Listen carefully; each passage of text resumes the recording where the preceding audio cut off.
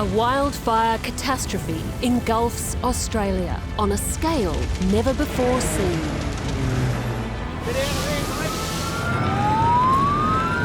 Caught in its path, vulnerable native wildlife. Ordinary people become bushfire heroes in a desperate bid to save lives. And extraordinary relationships are forged. You ready to meet Wanda? As human and animal fates collide. But a crisis with human origins compels us to find innovative solutions. You ready? Go fine. Is indicated. Yeah. What lessons can we learn from Australia's Black Summer? And how can we safeguard our precious wildlife in an even hotter future?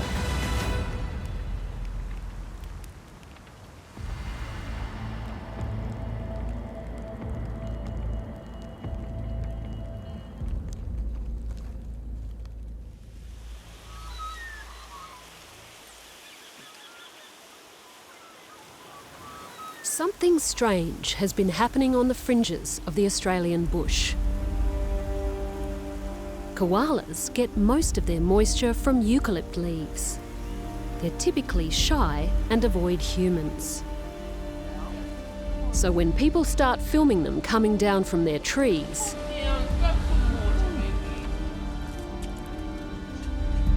and seeking out humans, desperately thirsty for water, Oh, sweetheart, you're so thirsty. This is not something you normally see. it's a clear sign something is drastically wrong.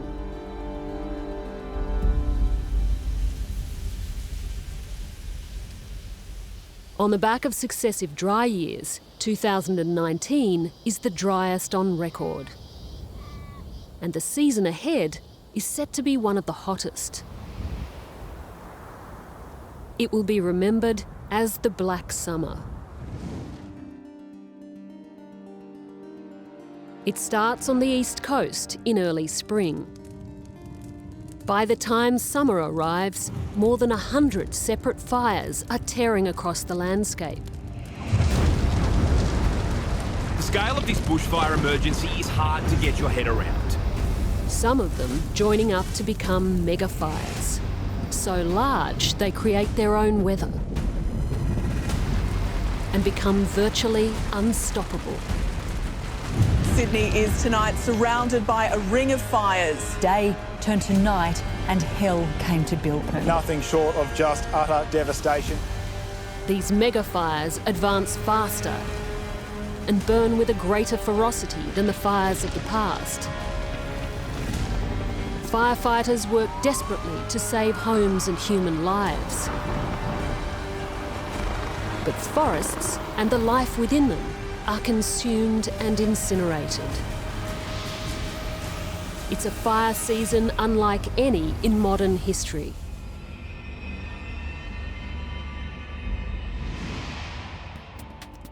On a stretch of coastline busy with holidaymakers, the Kangaroo fire is sparked by a single lightning strike.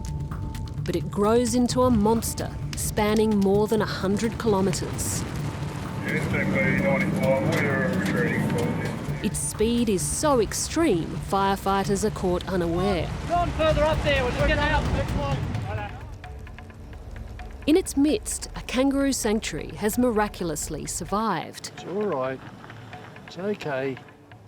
A mobile vet care unit has arrived to treat casualties from the surrounding forest. I've got a patient for you, Kat. Everything from an abandoned baby swamp wallaby to one of Australia's most feared reptiles, a deadly tiger snake. Come on, come on. A 10-month-old Joey, who's been named Sage, needs her bandages changed daily, while her badly burnt feet recover. That nail down there. He's already lost that nail. Came off. If they lose the nails on the big middle toes, This one, then they can't really hop hop do properly. what they need to do. The next arrival to the clinic is a juvenile rainbow lorikeet. So I'm assuming that he's been in a hollow. Mum and Dad haven't come back, and he's at some point decided to abandon the nest.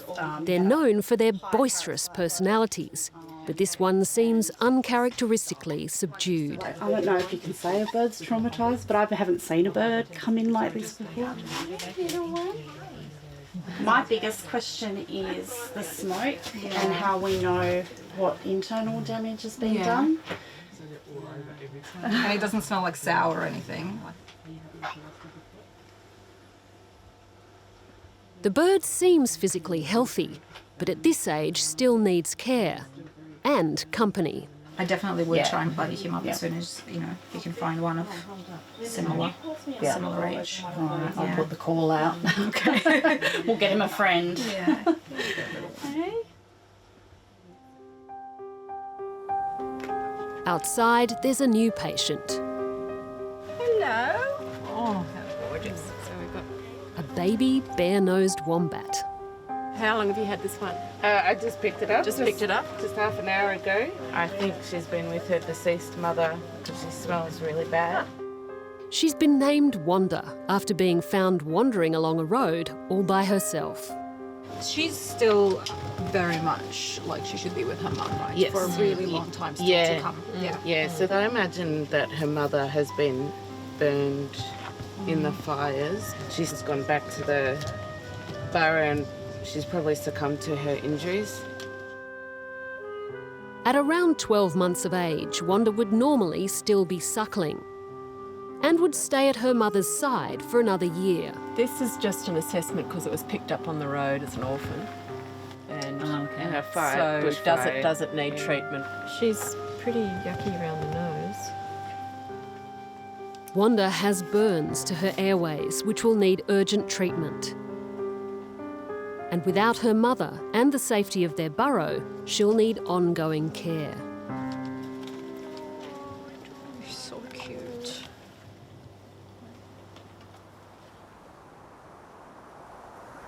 Just 140 kilometres further south, a double tragedy unfolds. The fires have swept through a koala sanctuary, painstakingly established over decades. Yeah, I think it's going to be thin like all the other ones. And if you got the towel, we could drop the towel over its head.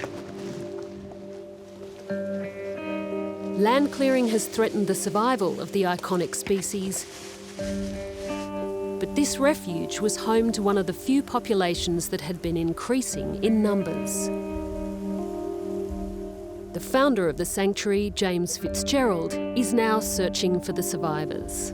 They were lucky to survive the fire, but luck's running out.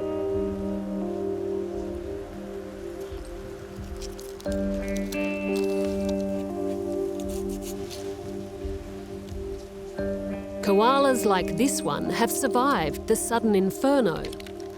But if they're not already suffering life-threatening burns, with the few remaining pockets of green leaves now dying, they'll soon face starvation.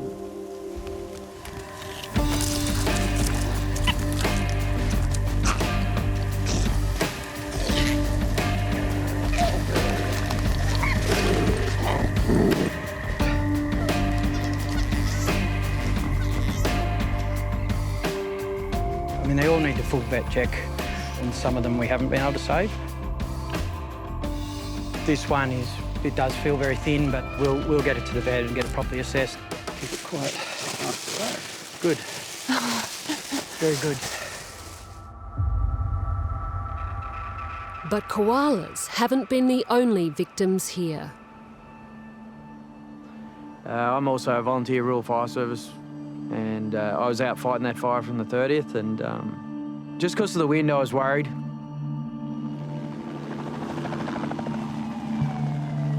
My group captain was coming in a fire truck, so yeah, and you could see he had tears in his eyes, and the other guys did. Just over the hill there, the 3 American pilots died. A scorch mark, fragmented pieces of wreckage leading into the bush.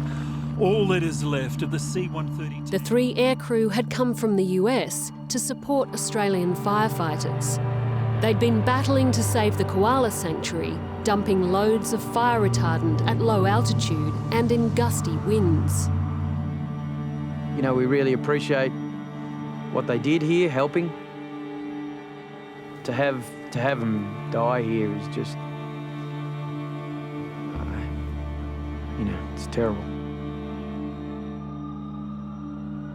For James, their sacrifice has compounded the moral urgency of saving the koalas. I mean, there's just nothing you can really do for the families, but I guess what we're trying to just do is say we're never going to forget them.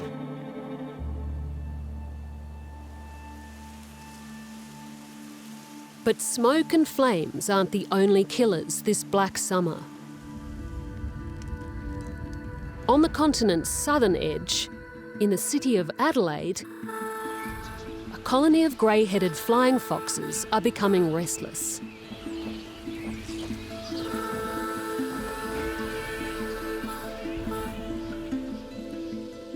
Wildlife veterinary scientist Wayne Boardman is increasingly concerned by the prolonged high temperatures. I've become particularly fond of the species, having researched them for several years. They suffer from what we call heat stress events. When the temperature starts to get to around about 38 degrees centigrade, they start to flap their wings to try and get rid of evaporative cooling. As the mercury pushes higher, they seek out water, in a behaviour known as dipping. They fly along the water, touch the water on the chest, and then fly up into a tree, hang upside down, and the water drops into their mouth and gives them a little bit of a cooling opportunity as well.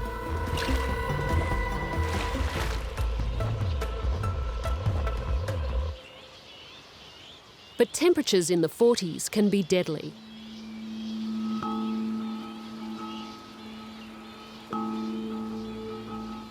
In the week before Christmas, a 4-day heatwave peaks at 45 degrees. 10,000 bats, many of them juveniles, fall from their roosts. We have lost, we think, approximately 50% of the Adelaide population. It's a tragic event. But not all the fallen bats perish.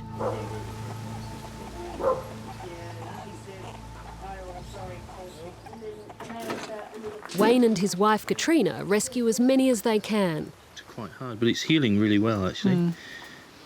God, it's left quite a bit of a scar, hasn't it? I might just put some betadine on it just to make sure it's okay. They're now surrogate parents to 118 young bats. I've been working with flying foxes for about 30 years now, and I've never seen anything like this. I'm cutting around about 27 kilos a night of fruit, mainly apples, because apple seems to be the fruit that is more palatable to them.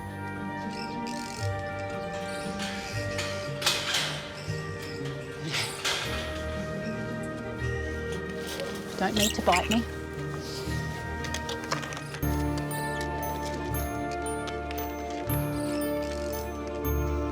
Some of them are hand raised, so they are quite interested in your hair, but they're just interested animals. They're very intrigued and curious, yeah. Hello, you want my glasses? Fear of bats has intensified since the outbreak of the novel coronavirus. But left alone, flying foxes pose little risk to humans. And they're important pollinators and propagators of the native trees they feed on. Their normal diet is native fruits, like figs, and also gum blossom. So their eventual release won't just help rebuild their decimated colony, they'll also play a critical role in the rejuvenation of the forests. The 100 we have in care at the moment, they're probably the last of the generation that's just been born.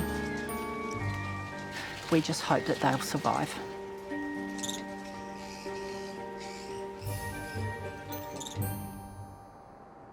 Just southwest of Adelaide, the extreme black summer heat is also being felt on Australia's third largest island.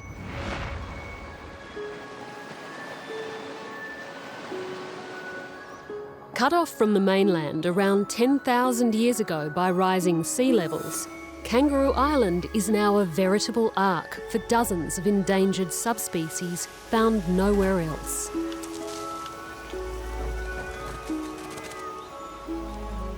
More recently, it's become a safe haven for koalas, isolated from disease that has affected mainland populations.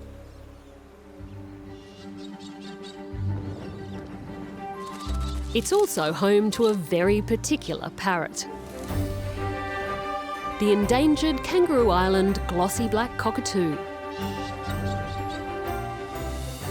They're among the most diet-specialised birds in the world, feasting on just one species of tree, the drooping she-oak. They use their powerful claws and specialised beaks to prize protein-rich kernels from the she-oak's tough seed cases.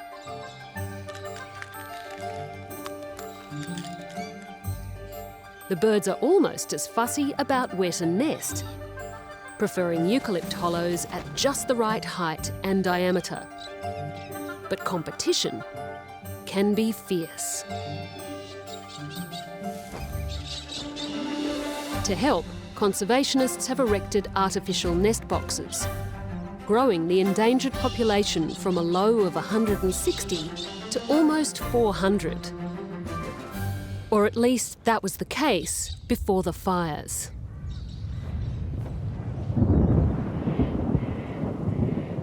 With dry lightning strikes providing the initial sparks, strong winds propel walls of flame across the island. Firefront after firefront raging out of control. This remains a dangerous situation. An emergency warning is in place for central Kangaroo Island. It takes just 2 weeks to reduce nearly half the island to ash.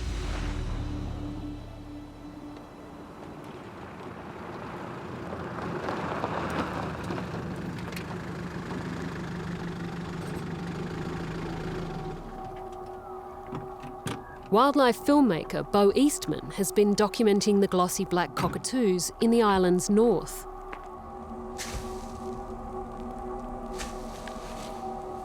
He's searching for any signs of hope. This is the nature reserve where I filmed the glossy cockatoos last time before the fires, and this is one of the prime habitats for these birds here in the island. And when I come out here, the best way to find these birds is by listening to the crunching on the she-oak seeds.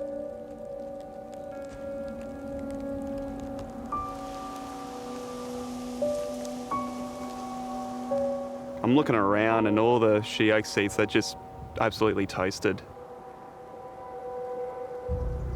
What it sounds like now is just absolute silence. It's not a good sound at all.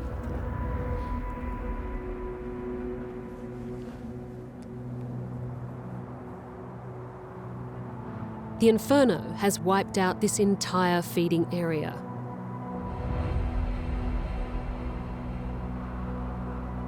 It's the unprecedented intensity and scale that has made the Black Summer so deadly.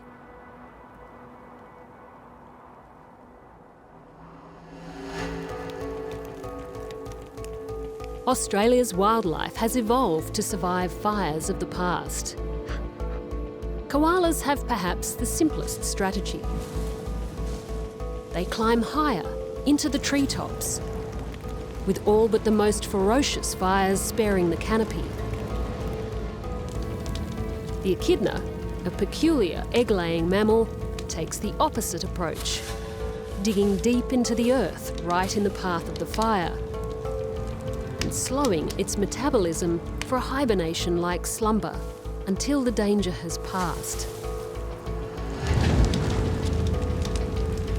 Kangaroos take a different tack again.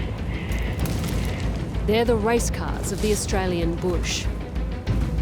Engineered with powerful rear legs, a counterbalancing tail, and elastic tendons that store and release the energy of every hop. This sophisticated machinery allows them to briefly reach speeds of over 60 kilometres an hour. But rather than waste valuable energy outrunning the flames, they search out the thinnest part of the fire front and leap right through to the burnt ground on the other side.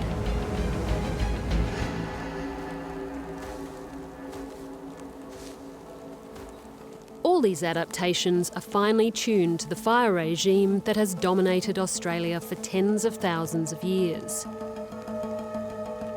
Frequent fires, predominantly burning at lower intensities and leaving unburnt patches of refuge.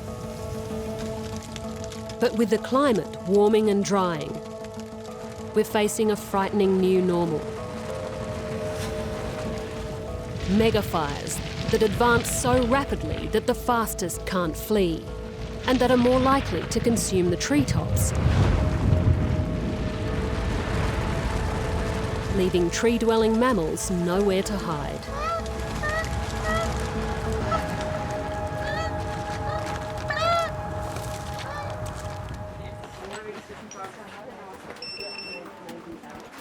Which is why, on Kangaroo Island, koalas outnumber all other patients arriving at an emergency field hospital. 459, female, no baby. We'll give them a claim, we'll probably bandage them. And put her on, and then we'll fold that over. Yeah. New admissions at the moment, we're getting around about 20 a day. My understanding is we've got 60 to 70 koalas in hospital that have been previously admitted and are under ongoing treatment.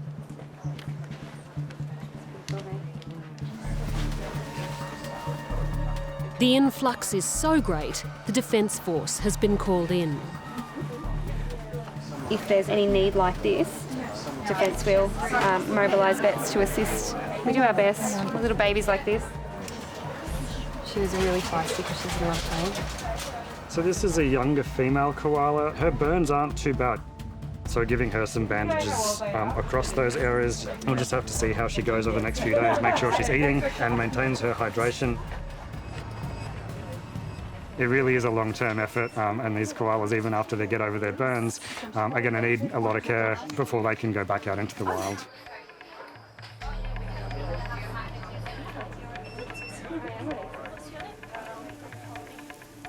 An army of volunteers bring a steady stream of casualties to the triage tent. Hello, Bailey. Island local Lisa Karen has brought in dozens already. Koala? Yes. Excellent. And she's heading straight back out again. This time, it's to a eucalypt plantation nestled among the island's wilderness areas, once supporting hundreds of koalas.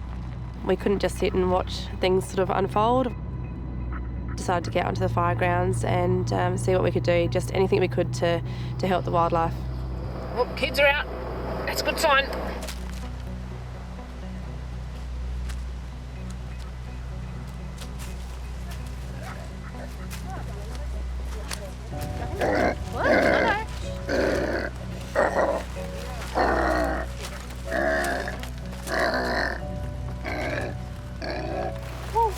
Good boy. Oh, you burnt bum, darling. That's a good boy. You're little, hey. Mummy's not on. Normally, you would never find a koala at the bottom of a tree unless it was sick or severely injured. They don't like to be on the ground. Suffering burns and dehydration, they lack even the strength to climb. They just sit there. And we found ones that have died within a day. So you sort of think, oh, I got there a little bit too late. But you know, there's so much ground to cover. It's incredible how much is gone.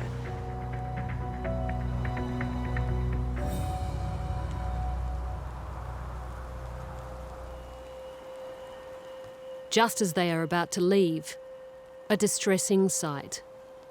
If she doesn't move, then there's something wrong.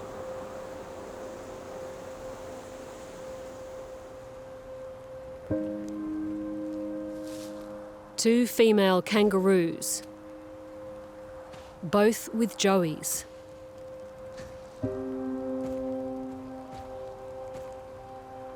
The mothers have carried them in their pouches, protecting them from the flames, and are still suckling, giving up every last drop of sustenance. But their own feet have been charred to the bone from the incredible heat of the burnt ground. It's a strange feeling. You've got something so injured, yet it's still trying to protect its young, and she did a really good job of looking after them during the fires. The adult kangaroos won't survive their horrific injuries.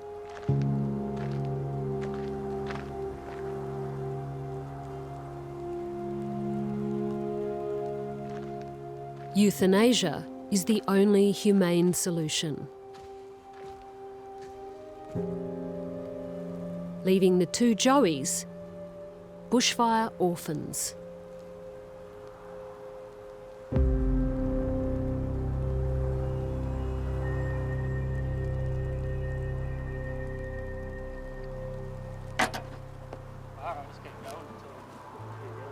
Sam from the wildlife park was called to come and help us. So he got a tranquiliser gun, spent a while trying to dart the two younger joeys.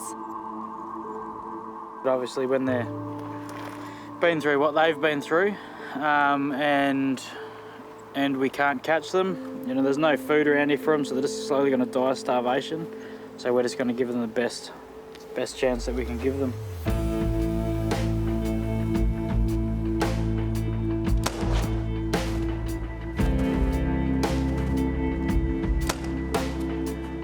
Still a long way from weaning, they'll need months of nursing, but at least now they have a chance.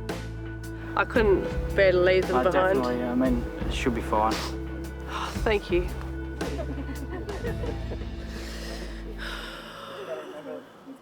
You'll be okay.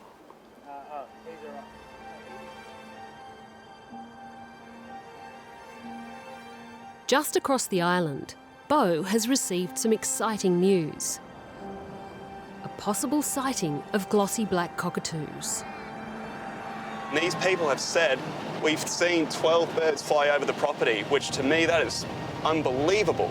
So I cannot wait to get out there to see if it's true. He's hoping to capture them on film, proof that some at least have survived.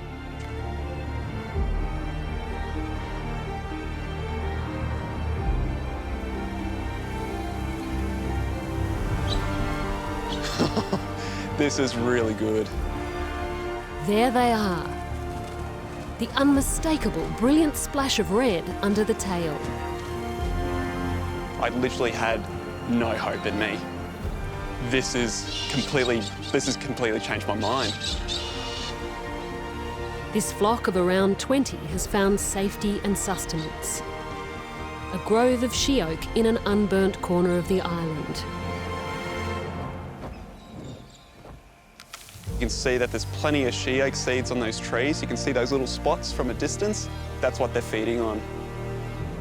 The population is still far from secure. The fires have pretty much taken out the whole western end of the island, and what's left is just this on the eastern side of the island. But at least it's a glimmer of hope.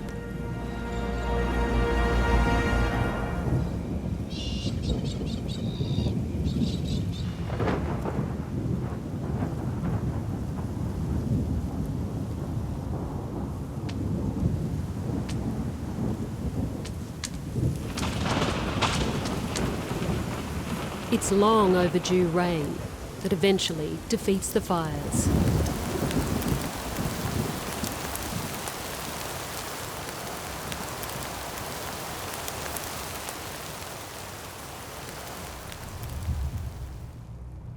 In Australia's eastern states alone, the flames have consumed an area greater than the landmass of Ireland. More than 20% of all forests have been lost. Survivors will find little to eat. On Kangaroo Island, a family of hungry roos search for patches of unburnt foliage or new shoots pushing through the ash. Even a dead leaf is worth trying.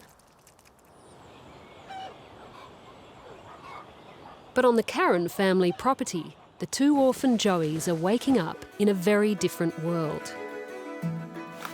Good morning, Yeast Tea. They've been named Ellie and Eden, and now they have 3 other orphan siblings. We have Tulsa and Dawson, the old married couple. They hate being apart and they are constantly hugging and kissing. And we also got Gigi, who can't go outside at the moment, and he sleeps on his own little spot in the lounge room as well. Don't even think you want to get up. Lisa's children are helping raise the mob. For kids, you know, under normal circumstance, you'd be quite worried. What they've seen is horrific as well. So they've grown to appreciate exactly what's gone on the island, what the animals have suffered. If we hadn't have done it, I think we would have struggled to cope with the enormity of the disaster. The young roos seem to be fitting in well with their adoptive family.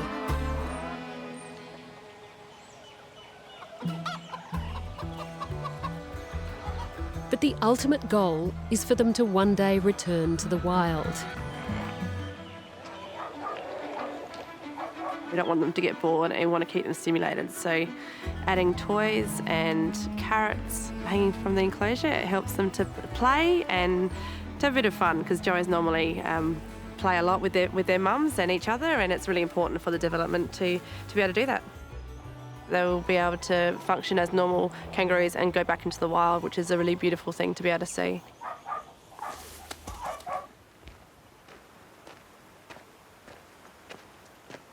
Back on Australia's east coast, it's been a month since fires devastated James's wildlife sanctuary.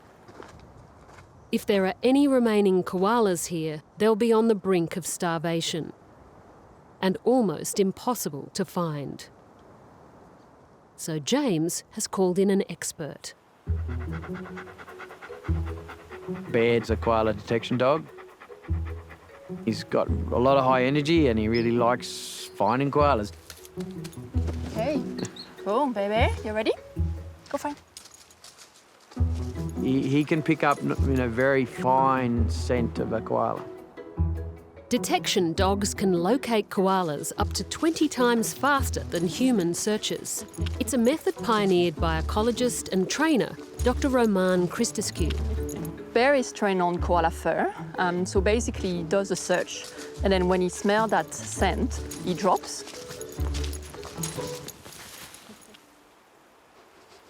And then I catch up with him, and he's usually keep going until the next patch of scent. And so hopefully by the end of that trail, we'll find the koala. But there's no knowing if the trail he's following today will lead to a live koala. I think I'm finishing with that patch. Do you want to keep moving to the next one? Any ideas where we're going next? I reckon the hill. James is indicated. There. Ah, yeah. Excellent. Good boy, baby. Good boy. Bear's sensitive nose has located another survivor who can now be saved from inevitable starvation.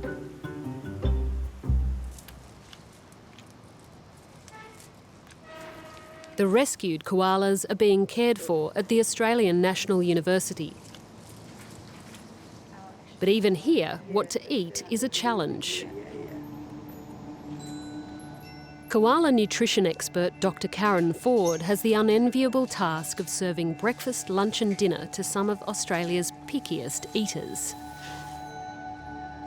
They'll grab a branch and just basically give it a smell. If they don't like it, they'll just drop it and look at you going, "Where's the proper food? Give me something else." Every one of her guests is extremely limited in exactly which eucalypt leaves they can safely consume. He's definitely eaten some of that as well, so I guess that maybe is just a 1 though. All right, just a 1. We perceive them as being fussy, but it's actually because they can detect the nutritional and toxin composition of the leaves. So if we give them something and they seem to be being fussy, it probably means we've actually given them something they can't eat. Each morning, Karen has to head into the bush to hunt for just the right leaves. Most of these trees are scribbly gums. These are one of the favourites of the koalas to eat. Unfortunately, it's getting a little bit hard for me to find scribbly gum to feed them at the moment because a lot of the trees around here burnt in the fires. So I'm just kind of picking trees along the edge of the fire line that still have some leaves left on them. But if eucalypt leaves are so toxic, how is it that koalas can eat them at all? When they first start feeding on eucalypt leaves, they eat this really disgusting runny poo from their mums called pap, and that inoculates their gut with some of the bacteria that are required in order to digest the eucalypt leaves. So yeah, they get it from their mums right from the start. From an early age, each koala's gut flora is being programmed to detoxify the eucalypt leaves from their local area. We really don't want to upset the gut flora and the enzymes that they use to metabolize the toxins, because otherwise if we put them back out in that environment, we might find that we've disrupted that balance so much that they actually can't survive on those leaves anymore.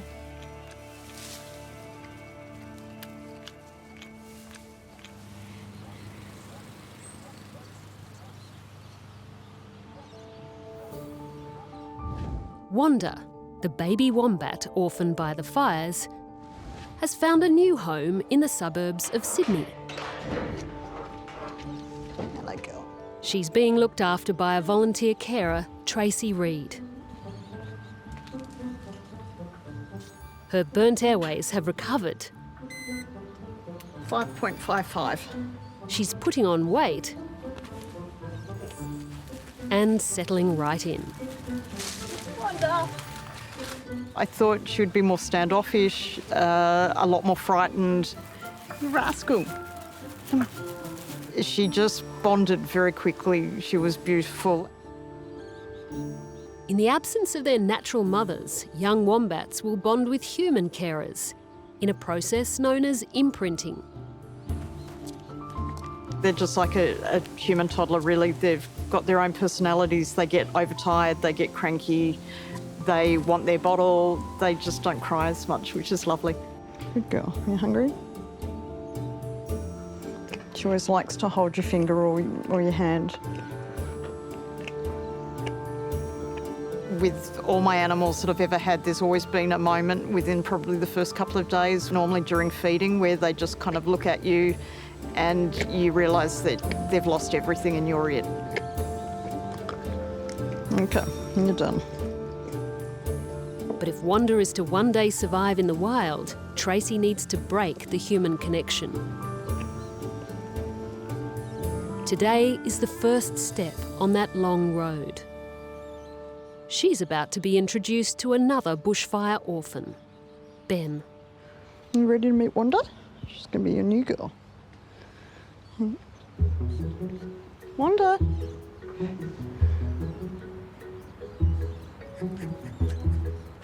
But there's no guarantee they'll get along.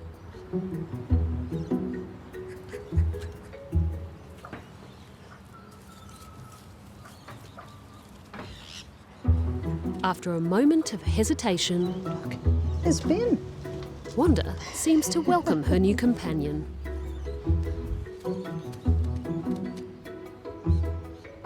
I'm very pleased. They're really good. They'll be good mates together now. By socialising with Ben, Wanda will gradually become more independent of Tracy and a little closer to returning to nature.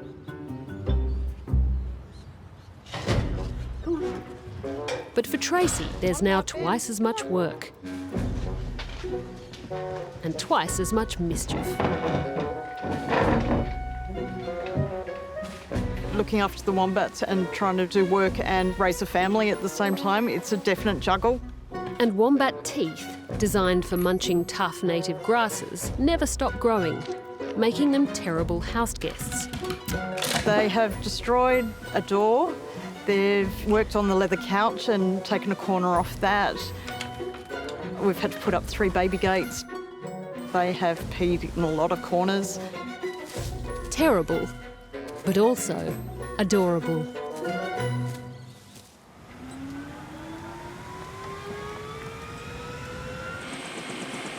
Volunteer carers can only save so many animals. Scaling up our response to meet the magnitude of the crisis will take new levels of resourcing and innovation. Even more so when it comes to isolated and inaccessible country. On the eastern edge of Australia's Great Dividing Range, the Oxley Wild Rivers National Park is a maze of deep gorges and jagged ridgelines. Brush-tailed rock wallabies, with thickly padded paws for cushioning and long tails for balance, have made these craggy outcrops their homes.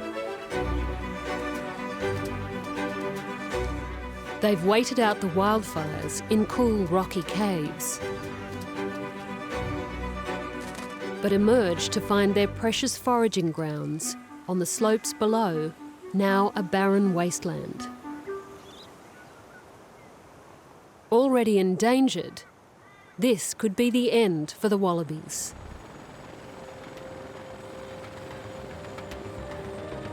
Enter Operation Sweet Potato. An audacious plan by the New South Wales National Parks and Wildlife Service to save the hungry marsupials.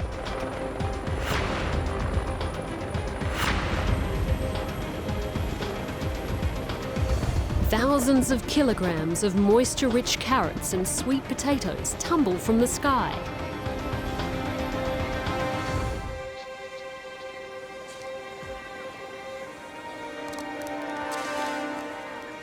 It's an expensive exercise, but the only way to sustain the species till the vegetation returns.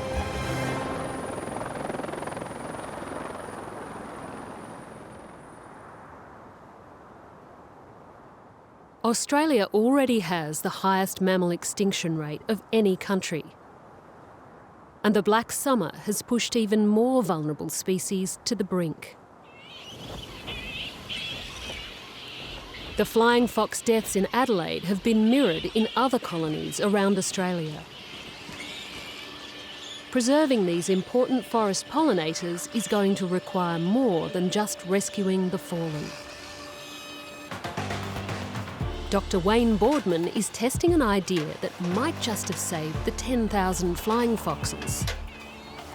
So what we're doing is we're using a household mister system, it's quite a cheap system, and then putting it up as high as we can in the tree so that we can get this misting effect where the flying foxes are, which will hopefully reduce the temperature in that area. That's looking great, Jordan. That's fantastic. We've got these 3 sensors in the Botanic Park and the new sensor that we put up for the trial, all at 17 degrees centigrade. So this is the one that we are looking at today. OK, Jordan, you can turn it on now.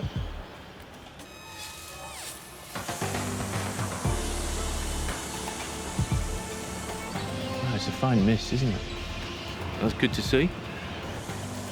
The question is, will it work? Have you had a look, John? Yeah, come have a look. So look, the temperature's gone down 3 degrees in comparison to the other sensors in the park. Even over sort of 15 minutes, which is quite amazing. So it worked, it was fantastic. I'm quite surprised how effective those misters have been, even on a cool day like today. So I'm hopeful that in the summer, when we put it out, you're going to get more of an effect. And that might well be the difference between life and death for a flying fox. Successful trials like this one open the way for scaling up the system. And because flying foxes congregate in such large colonies, thousands could be protected at low cost. Here in Adelaide and around Australia.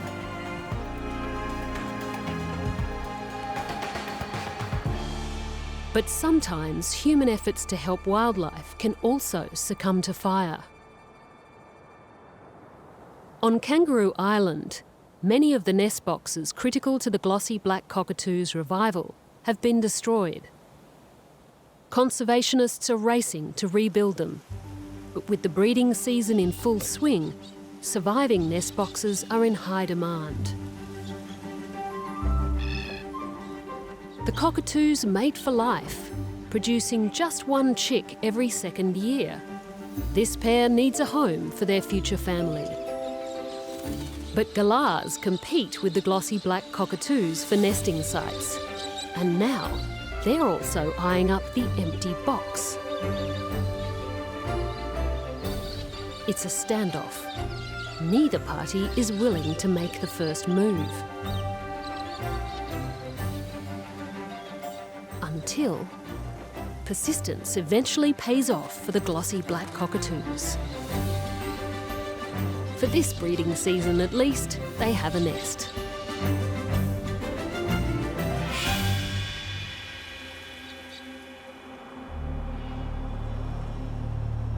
But until we turn climate change around, more black summers are inevitable.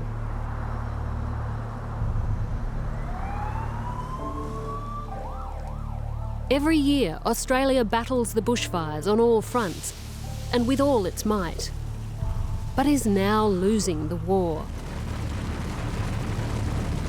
Ensuring our wildlife survives requires a complete rethink.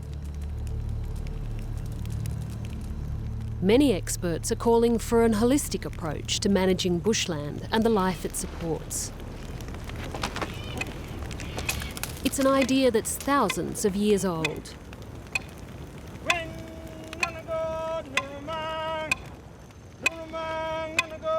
For Aboriginal people, fire is seen very much as an ally, as a necessity, as part of our survival. It has kept us warm, it has cooked our food, it has helped us in making our artefacts. It's part of our ceremonies. At a cultural level, it's a ridiculous notion to think that you would take on fire in a fight. Tom, just that other spot there. Yep. And you guys help your mum. Go one over, go on the other side of your mum. Once a firefighter, Den Barber now teaches the Indigenous land management practices of his ancestors. We need to look after our parent trees because they're very important. So a good method is to come close to the base, the idea being that this is a single ignition point, and rather than have the intensity of the heat, of a line of heat running into the base of this tree, right, coming from this way, we're lighting from the base and the heat is going to move away from it. We can do spot, spot, spot and spot on this corner. Away you go. Cultural burning clears away the dead and dry undergrowth that could fuel a deadly inferno in the height of summer.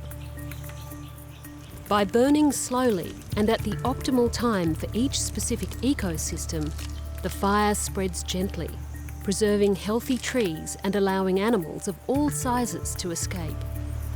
It's about knowing the trees. It's about knowing what animals inhabit that particular area, what's nesting. If, for example, we had burnt boxwood country, which is, the next system across, and then we'd come over to gum tree country maybe a month or two later, it'll only run into those that you've just previously burnt, and it'll go out because there's no fuel for it to burn. The mosaic of old and recent burns fosters a more diverse understory and leaves refuges for animal inhabitants. Country is not just about, the mountains and the hills and the rivers and the landscape. Country, when we talk about country, we talk about everything in it, from the trees right down to those plants. Of course, all the bugs, snakes, everything has its place and its purpose, and that includes us. Up and around to the right, boys. It's an approach that's already working. In Australia's top end, over the last 15 years, cultural burning has reduced the area destroyed by wildfires by close to 50%. Faced with a volatile future, we'll need to draw on all our human ingenuity, from the latest science to ancient wisdom.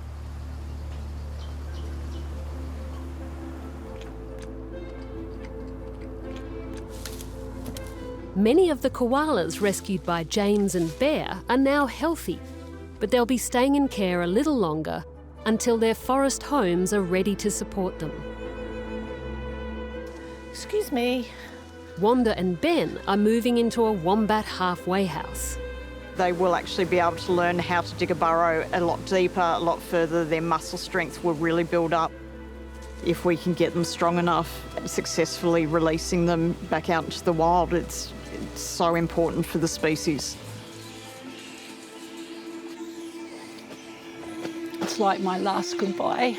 Katrina's young flying foxes are finally ready to return to their colony. It is, they're my babies. Just got to get on with it. Got to get them out there. It's a good thing. I know it's a good thing.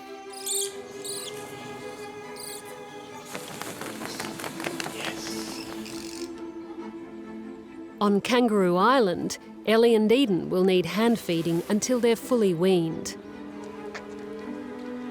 But the koalas Lisa rescued are being gradually released into patches of unburnt forest.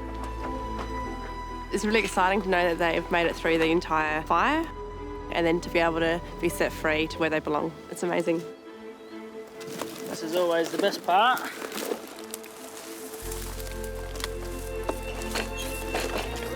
Right up the tree.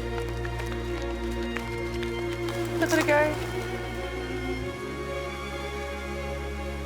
Every single survivor is hope for the future of their kind. But their destiny is now tied to ours. The only way to avoid more black summers for the sake of all life on Earth is our species taking action.